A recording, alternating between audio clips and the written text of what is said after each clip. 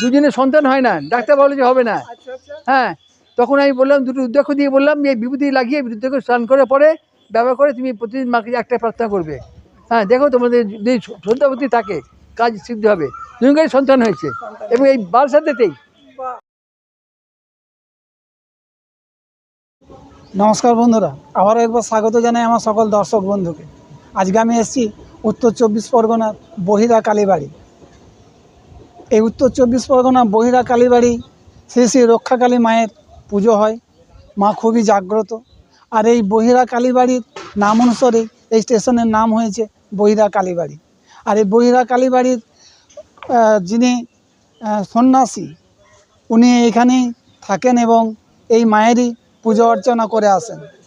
তো এই বহিরা কালীবাড়ির শ্রী শ্রী রক্ষাকালী মা এবং তার সাথে এই সন্ন্যাসীর উপর একটি প্রতিবেদন আজ আপনাদের সামনে তুলে ধরতে চলেছি। তো এই প্রতিবেদনটি দেখবেন, আশা করি ভালো লাগবে। আর ভালো লাগলে লাইক করবেন, শেয়ার করবেন, কেমন লাগলো অবশ্যই কমেন্ট করে জানাবেন এবং মুখার্জি ব্লগ চ্যানেলটি সাবস্ক্রাইব করতে ভুলবেন না কিন্তু। তো তাহলে চলুন যাওয়া যাক সেই বহিরা কালীবাড়ির শ্রী শ্রী রক্ষাকালী মায়ের গর্ভগৃহে। তো এই মুহূর্তে আছে আমি বহিরা কালীবাড়ি স্টেশনের 1 নম্বর প্ল্যাটফর্মে। আমি দমদম জংশন থেকে শিয়ালদা হাসনাবাদ লোকাল 8:22-এ ধরেছিলাম। এখানে এসে পৌঁছালো 9:22, 1 ঘন্টার মতো টাইম লাগলো। আর ভাড়া পড়েছিল 10 টাকা দমদম জংশন থেকে বহিরা কালীবাড়ির। আর এই বহিরা কালীবাড়ির নাম অনুসারেই এই স্টেশনের নাম হয়েছে বহিরা কালীবাড়ি। এই বহিরা কালীবাড়ি স্টেশনের 1 নম্বর প্ল্যাটফর্ম থেকে 2 নম্বর প্ল্যাটফর্মে যাব। ওখান থেকে বাইরে বেরিয়ে বহিরা কালীবাড়ি, সামনেই বহিরা কালীবাড়ি স্টেশন।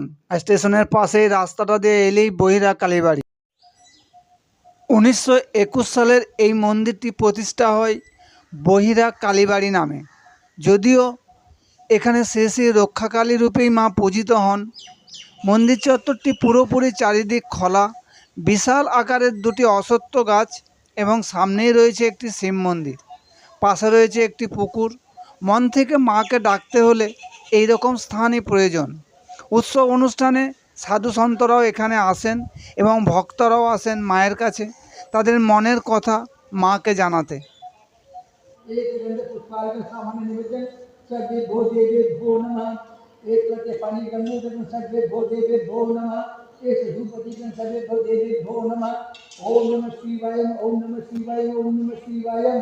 স্বামীজি প্রণাম। জয় মা, কল্যাণ হোক। ভালো আছেন? মা করুণাময়ী সবাইকে ভালোই রেখেছেন, আমাকেও তার মধ্যে রেখেছেন। আচ্ছা আচ্ছা, মা যেমন রেখেছেন সেরকম। হ্যাঁ হ্যাঁ, ব্যাস, মা ভালোই সবাইকে রেখেছেন। আচ্ছা, মায়ের মন্দিরে পুজো হয়ে গেল? মায়ের পুজো হয়ে গেল? সকালে 10টা 10:30টার সময় আমি মার আরাধনায় বসি। আচ্ছা কারণ এর আগে হয় না। আচ্ছা কারণ সকালে 6টার সময় এসে মার মন্দির ভিতরে সংস্কার করে আমি উপরে চলে যাই। আচ্ছা, গিয়ে ওখানে গিয়ে তারপরে আমার নিজের ভোগের ব্যবস্থা করে তারপরে এসে আবার এই বেলাতে স্নান টান করে এসে এখানে মন্দিরে বসি। মায়ের পূজা অর্চনা আপনিই করেন তো? হ্যাঁ, মা বুঝতে জায়গায় বুড়োকে রেখেছেন এখন। আচ্ছা হ্যাঁ, তার সেবার সুযোগ দিয়েছেন আর কি। আচ্ছা আচ্ছা আচ্ছা, মায়ের মূর্তিটা কি কষ্টি পাথরের না? পাথরের, কষ্টি পাথর, পাথরের মূর্তি এটা। আচ্ছা। হ্যাঁ। আর মায়ের উৎসব কখন কখন হয়? উৎসব বার্ষিক যেটা হয় সেটা এই মাঘী পূর্ণিমাতে, মানে আগামীকাল? আগামীকাল যেটা হওয়ার কথা আছে সেটা আগামীকাল হবে এই বছরে। আচ্ছা, কিন্তু প্রতি বছরেই মাঘী পূর্ণিমাতেই মার বার্ষিক উৎসবটা হয়। আচ্ছা আচ্ছা, মাঘী পূর্ণিমা, মাঘী পূর্ণিমাতে হয়। আচ্ছা। হ্যাঁ আর কালকেও একটা উৎসব আছে তো? হ্যাঁ হ্যাঁ, কালকে তো উৎসব আছেই, বছরের বার্ষিক উৎসবটা কালকে। এছাড়াও মায়ের যেমন দীপান্বিতা অমাবস্যা, ফলাহিনী কালী পুজো, এতে সবাই ভক্তরা সব এসে ভোগ দেন, এখানে নিবেদন করেন, ডালা নিয়ে আসেন, এখানে মাকে নানারকমভাবে মার পুজোর অর্চনার ব্যবস্থা করেন। কিন্তু এখানে বিশেষভাবে কোনো কিছু অনুষ্ঠান এমনি কিছু আর কিছু করা হয় না। হ্যাঁ, তবে মার নিত্য পূজাটা এইভাবে হয়, দুপুরে 1টা 1:30 2টোর মধ্যে মার ভোগ হয়। এবং প্রতি রোববারে আমি ভিক্ষায় বেরোই। আমি সন্ন্যাসী তো, পাহাড়ে ছিলাম, উত্তরকাশীতে ছিলাম। সেখান থেকে এখন এখানে আমি দর্শন করতে এসে এখন মায়ের কৃপায় এখন মায়ের চরণে আটকে গেছি। মা এখন এই সেবা এই কৃপা করে এই বুড়ো সন্তানকে সেবার সুযোগ দিয়েছেন, মার সেবায় এখন আছি এবং আমি একাই থাকি এখানে। এবং মার এই মানে ভিক্ষান্নতেই মার প্রতিদিন মানে অন্য সেবার ব্যবস্থা আছে এবং সব ভক্তদের প্রসাদ বিতরণের ব্যবস্থা আছে। মায়ের মন্দির প্রতিষ্ঠা হয়েছে কতদিন?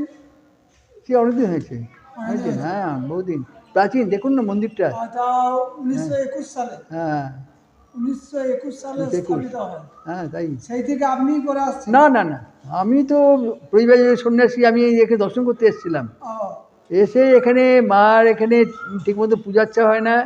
ট্রাস্টিরা বললেন যে মহারাজ এখানে মার এই অবস্থা, তা আপনি যদি দয়া করে থাকেন। তা আমি চলে গেছিলাম, বারাণসী যাচ্ছিলাম। কিন্তু মায়ের এখানে অবহেলা দেখে তখন আমার মানে মনটা খুব মানে কষ্ট হলো। তখন আমার বারাণসী যাওয়াটা আমি তখন মানে বাদ দিয়ে দিলাম। না, আমার এই বারাণসী আমি মনে করছি মার চরণে, মার সেবাতেই মা যখন কৃপা করে সুযোগ দিয়েছেন থেকে যাই এখানে। আচ্ছা, মায়ের নিত্য অন্নভোগ? হ্যাঁ, নিত্য ভিক্ষারণ্যেতে অন্নভোগ প্রতিদিন হয়। প্রতিদিন হয়? হ্যাঁ, এবং প্রসাদ সবাইকে ভক্তদের দেওয়া হয় যারা থাকে। আচ্ছা, ভক্তদের প্রসাদও বিতরণ হয়? হ্যাঁ হ্যাঁ, প্রসাদ বিতরণ হয়। আচ্ছা আচ্ছা, নিবেদনের পর? নিবেদনের পর দেওয়া হয়। আচ্ছা আচ্ছা, স্বামীজি এর আগে কোথায় ছিলেন? আগে ছিলাম উত্তরকাশী ছিলাম। উত্তরকাশী? উত্তরকাশী গঙ্গোত্রীর কাছে। আচ্ছা, আপনার দীক্ষা ওখান থেকেই হয়েছে তো? ওখানে আমরা গুহাতে গুরুদেব বাস করতেন। আচ্ছা, এই গঙ্গোত্রী যে আমার ওখানে সন্ন্যাস হয়েছে। হ্যাঁ, আর তারপরে এখানে এসছেন? তারপর আমি তো বেজে সন্ন্যাসী, আমি তো কোনো মঠ মন্দির করিনি আচ্ছা আচ্ছা আটকে যাবো বলে। আচ্ছা সেই জন্যে আমি মঠ মন্দির এভাবে দর্শন করে বেড়াতাম। আচ্ছা এখানে এসেই এখন আমি আটকে গেছি। মা এমনই আমাকে মানে পরীক্ষায় ফেলে দিয়েছেন, এখন আমি আর কোথাও যেতে পারছি না। এইখানে কিভাবে এলেন? এখানে আসলাম আমি একটা বালকের সঙ্গে দেখতে গেছিলাম। আচ্ছা একজন ট্রাস্টি আমাকে বললেন যে এরকম আমাদের একটা মন্দির আছে, দর্শন করতে যাবেন। ওনার গাড়ি করে এখন দর্শন করতে নিয়ে আসলেন। আচ্ছা, তারপর?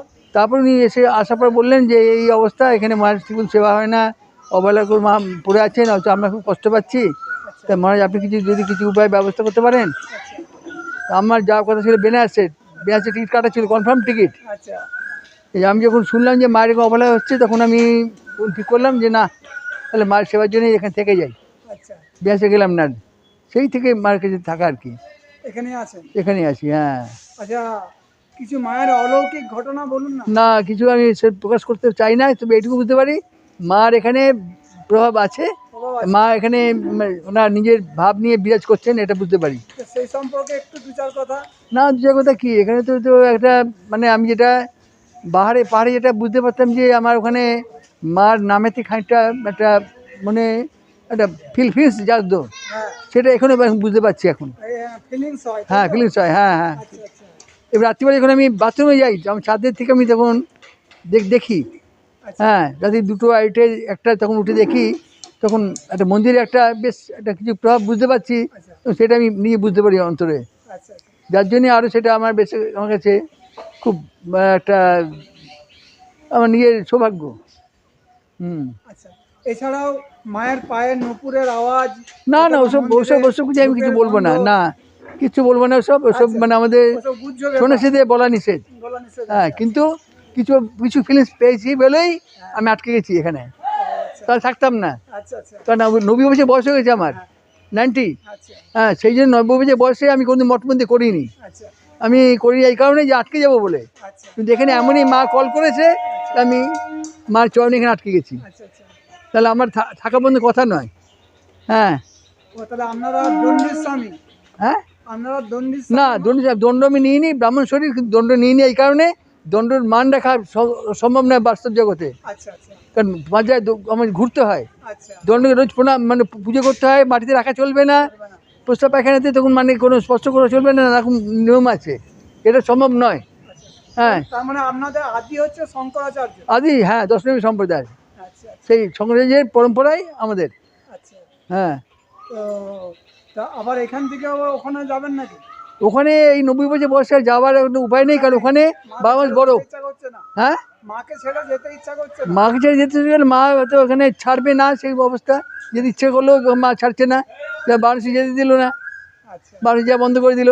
আচ্ছা আচ্ছা হ্যাঁ, এই আর কি। আচ্ছা, মা কি খুবই জাগ্রত? হ্যাঁ হ্যাঁ নিশ্চয়ই, মায়ের কাছে হ্যাঁ এসে হ্যাঁ মানত করলে মনস্কামনা পূরণ হয়? নিশ্চয়ই, সেটা তো আমি বুঝতে পারলাম বলেই তো আমি আটকে গেলাম। আচ্ছা আচ্ছা।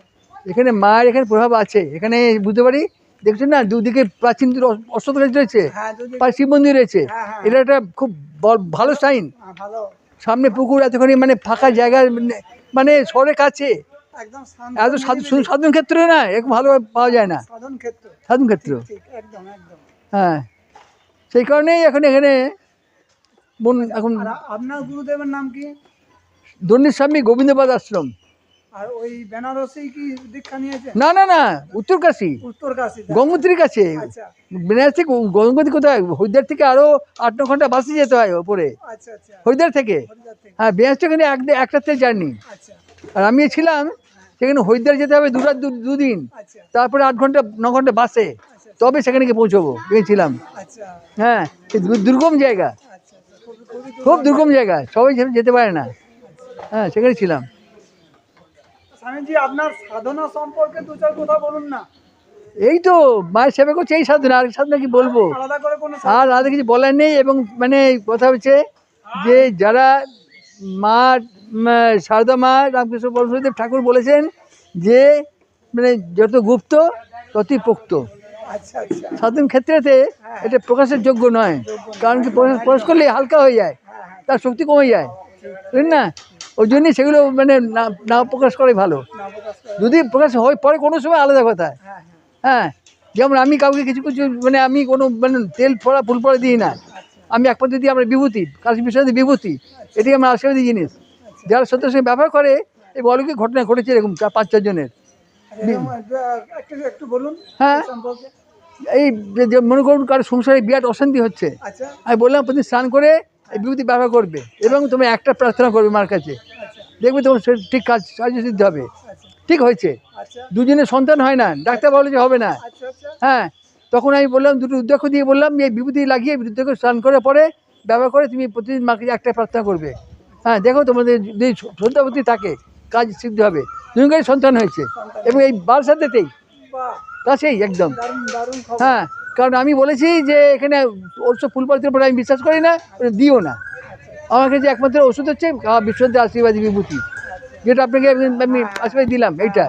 এটা আমি সন্ন্যাসীদের পূজার অঙ্গ, রক্ষা কবচ। হ্যাঁ, এটাই আমি আশীর্বাদী হিসেবে দিই, বুঝলেন না? আর কিছু আমি আমি ওসব কিছু দিই না। ওগুলো হচ্ছে কি জানে, ওগুলো হচ্ছে একটা মানুষকে হিপনোটাইজ করা, হ্যাঁ হ্যাঁ, নিজের স্বার্থসিদ্ধি করা। এখানে আমি আছি, আমি কোনো মানে করা পুরোহিত নয় এখানকার। আমি মায়ের চরণে আছি, মা আটকে রেখে দিয়েছে বলে আমার দক্ষিণা হাতে নিই না। আমি বলি বাক্স, দান বাক্স দিয়ে দাও, যে মার সেবায় লাগবে। প্রত্যেকে জেনে গেছে এখন। আমি রোববার দিয়ে ভিক্ষা করি, প্রতি রোববার ভিক্ষা করতে বেরোই, এই ভিক্ষা দিয়ে মার প্রতিদিন ভোগ হয় এখানে। প্রতিদিনই ভিক্ষা করতে হয়? না না, প্রতি রোববারে ভিক্ষা করি। হ্যাঁ, আর ওই ভিক্ষার ভিক্ষা দিয়ে মার ভোগ হয়, নিত্য ভোগ হয়। হ্যাঁ হ্যাঁ হ্যাঁ। আচ্ছা, এই মায়ের ভোগ আপনি রান্না করলেন? হ্যাঁ, মা আমাকে দিয়ে করাচ্ছে, আর ভোগ মাকে রান্না আপনি করা, মাকে খাওয়ালেন? নিবেদন করা সব। মাকে আপনি খাওয়ালেন? খাওয়াইছি, আমি তো খাওয়ানো পাইতেও না, তবে মার চরণে নিবেদন করি এই পর্যন্ত। আচ্ছা আচ্ছা। হ্যাঁ, এই আর কি।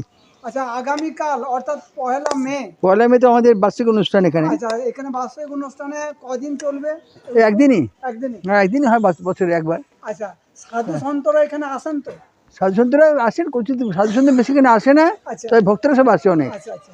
আর বলছি এখানে থাকার ব্যবস্থা না আছে? না, টাকা পয়সা কিছু নেই। দু একদিন থেকে না না না না না, একদম না, একদম না, না না না। আচ্ছা, এই যে কালকে যে উৎসব প্রসাদ, হ্যাঁ এটা কি বসিয়ে খাওয়ানো হয়? হ্যাঁ, বসে খাও না, ওই প্যান্ডেল করেছে হ্যাঁ, দেখুন। যত ভক্ত আসবে। হ্যাঁ হ্যাঁ, আরে কয়েক হাজার ভক্তরা প্রসাদ খাবে কালকে। আচ্ছা আচ্ছা। হ্যাঁ, আর বহু ভক্তের না। সমাগম হয়। এই ছেড়ে তো, ধর ভালো করে ধর, যা দেবেন যা। বাড়ি চ। আচ্ছা, এই প্রসাদটা সবাইকেই দেওয়া হয় তাই তো? যারা আসবে তারাই পাবে। তারাই পাবে, হ্যাঁ। যতক্ষণ থাকবে ততক্ষণ পাবে। হ্যাঁ হ্যাঁ, ব্যাস। আচ্ছা, আপনার সাথে যদি কেউ যোগাযোগ করতে চায়, তা ফোন নাম্বারটা দেওয়া যাবে? ফোন নাম্বার আমাদের অসুবিধা কিছু নেই, দিতে পারি। মুখস্থ আছে, বলতে হ্যাঁ পারবেন? হ্যাঁ হ্যাঁ, একটু বলুন তাহলে। 988 আচ্ছা 34 ঠিক আছে, 80 বেশ, 169। বাহ। গুরুদেব আশ্রম। হ্যাঁ। আচ্ছা, এখান থেকে দীক্ষা দেওয়া হয়? না না, যেখান থেকে দীক্ষা টিক্ষা কিছু হবে না, আচ্ছা। মায়ের আশীর্বাদ নিয়ে যাবে শুধু, ব্যাস। দীক্ষা দেওয়ার এখন আমি এই দীক্ষা দেওয়া এখন আমি মানে বন্ধ করে দিয়েছি। আচ্ছা আচ্ছা যদিও আমাদের গুরুবংশ ছিল আচ্ছা আগে, আচ্ছা। এখনও সন্ন্যাসী মানে সন্ন্যাসী হিসেবে হ্যাঁ। কয়েকজনকে দিয়েছি, কিন্তু এখন দীক্ষা দিতে চাই না, এতে নিজের সাধনার হানি হয়, ওই জন্যে। আচ্ছা আচ্ছা। ও বেটা, তুই এই বাচ্চাটা নিয়ে এসছিস? গুরুজি হ্যাঁ প্রণাম। হ্যাঁ, জয় মা কল্যাণ, নুকুর মা কল্যাণ। তো বন্ধুরা, আপনারাও আসতে পারেন যে কোনো দিন। এখানে সকাল থেকে বেলা 1টা পর্যন্ত এই মায়ের মন্দির খোলা থাকে। মা খুবই জাগ্রত। মায়ের কাছে এসে মায়ের কাছে বসলে মনে শান্তি পাবেন। আপনারা অনেক জায়গায় পুজো দিয়েছেন, কিন্তু এই মন্দিরে এসে একবার পুজো দিয়ে দেখবেন, এটা মনে আলাদা শান্তি অনুভব করতে পারবেন। আর মায়ের মন্দিরের চারপাশের পরিবেশটা শান্ত, নিরিবিলি। তো যদি শিয়ালদা দিক থেকে আসেন, তাহলে শিয়ালদা হাসনাবাদ লোকাল ধরে নামবেন বহিরা কালীবাড়ি স্টেশনে। এই বহিরা কালীবাড়ি স্টেশনের আগের স্টেশনটা হলো কড়ায়া কদম্বগাছি। তো যাই হোক, আজকের এই প্রতিবেদন কেমন লাগলো অবশ্যই জানাবেন। আর যদি ভালো লাগে তাহলে আমাকে আশীর্বাদ করবেন। তো আবার দেখা হবে পরবর্তী অন্য কোথাও, অন্য কোনো দিন, অন্য কোনো নতুন ভিডিওতে। ভালো থাকবেন, সুস্থ থাকবেন। তাহলে আজ এই পর্যন্তই। ধন্যবাদ।